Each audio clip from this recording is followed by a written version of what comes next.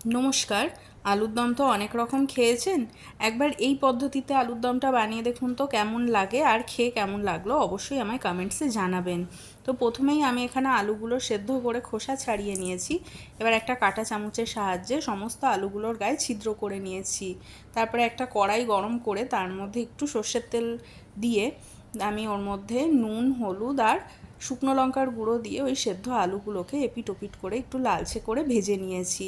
আলুগুলো লালচে করে ভাজা হয়ে গেলে অন্য একটা পাত্রে তুলে রেখে ওই কড়াইতেই দিয়ে দিলাম আরও খানিকটা তেল।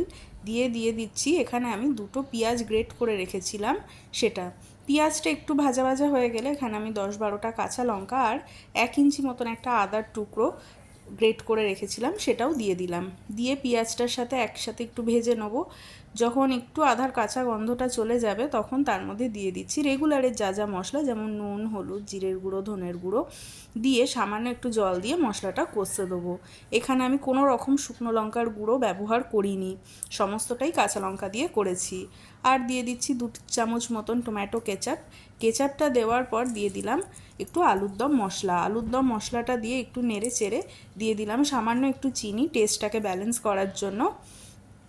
চিনিটা দিয়ে আরও একটু নেড়ে চেড়ে তার মধ্যে দিয়ে দিচ্ছি ওই ভেজে রাখা আলুগুলো দিয়ে মশলাটার সাথে আরেকটু কষিয়ে নিয়ে এখানে আমি দিয়ে দেবো 1 কাপ মতন জল আমি এখানে খুব সামান্যই ব্যবহার করেছি, কারণ আলুগুলো সেদ্ধ করাই ছিল, তাই এখানে আমি খুব বেশি জল দিইনি।